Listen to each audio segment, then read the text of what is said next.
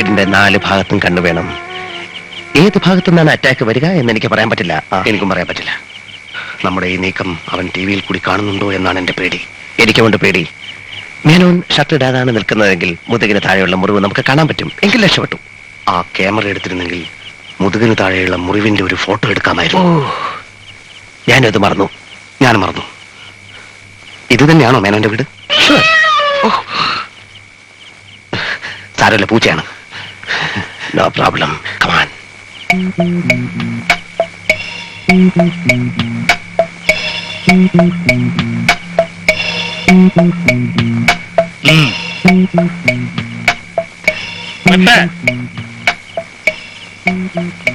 കൈവെട്ട രണ്ടിനെയും വെട്ട. വിജയ, അകത്ത് ആരുടെയോ കൈ വെട്ടുന്നു. അയ്യോ, ഇനി കഴുത്ത് കഴുത്ത് വെട്ട. എന്റെ അമ്മ, മേനോ എന്റെ ശബ്ദമല്ല അത്? അതെ, ഇത്രയും ഭീകരനാണെന്ന് ഞാൻ അറിഞ്ഞില്ല. ഏതോ ശത്രുവിനെ വെട്ടി വെട്ടി നോക്കുകയാണ്. Control control control. കഴുത്ത് നെഞ്ചടക്കം വെട്ട. കഴുത്ത് നെഞ്ചടക്കം വെട്ടാനാവൻ പറയുന്നത്. കഴുത്ത് വെട്ട്. കുറച്ചുകൂടെ ഇറക്കി വെട്ട്. Who is that? Who is that? Nobody, nobody. Who is that? Stop there. ആരാ?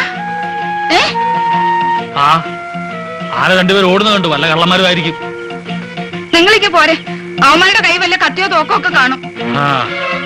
സമ്പന്നമായ രാഷ്ട്രമാണെന്നാ പറയുന്നത്. ഇന്ത്യയിലേക്കാളും കൂടുതൽ കള്ളന്മാർ ഇവിടെ.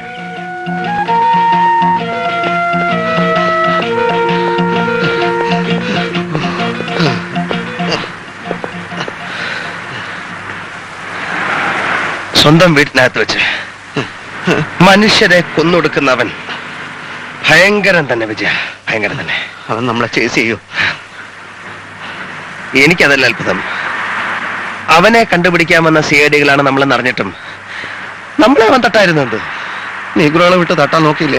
അതൊരു തവണ. പിന്നീട് അവനൊന്നും ചെയ്തില്ലല്ലോ. നീ വിചാരിച്ചാൽ അയാളെ പിടിക്കാൻ പറ്റില്ലെന്ന് അയാൾക്ക് വ്യക്തമായി മനസ്സിലായി കാണും. പിന്നെന്തിനും തട്ടണം? ഓ, നീ വലിയ കഴിവുള്ള സിഐഡി ആണല്ലോ. എന്നിട്ട് നിന്നെ തട്ടിയില്ലല്ലോ.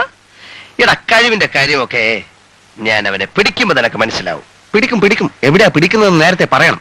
എടാ, നിന്റെ കഴുത്തും കൈയും കാലും വെട്ടി ഏതെങ്കിലും ഓടയിൽ നിന്നെ അയാൾ കുഴിച്ചു മൂടും. വിജയ, അറം പറ്റുന്ന വർത്താനം പറയരുതേ.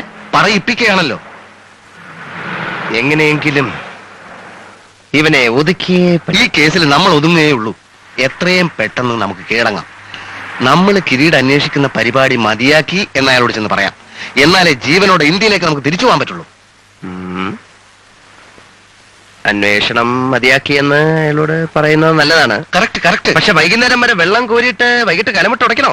ഭീകരൻ മുമ്പിൽ തന്നെ നിൽക്കുകയല്ലേ. ഇനി കയ്യാമം വെച്ച് വാനി കയറ്റിയാ പോരെ?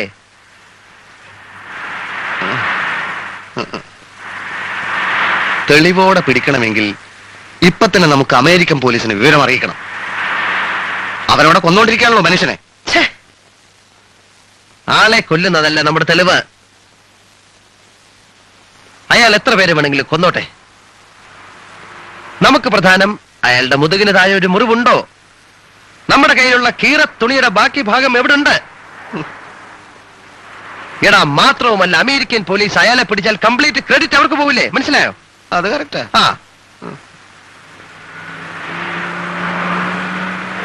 അതുകൊണ്ട് നാളെ രാവിലെ നമ്മൾ എംബസി ചെല്ലുന്നു. ജീവൻ പോയാലും നമ്മൾ ഇനി കിരീടം അന്വേഷിക്കില്ലെന്ന് അയാളെ ബോധ്യപ്പെടുത്തുന്നു. പിന്നെ നമ്മൾ നമ്മളുടേതായ ബുദ്ധിപരമായ അന്വേഷണത്തിന്റെ 2ാം ഘട്ടത്തിലേക്ക് കടക്കുന്നു. Okay okay okay.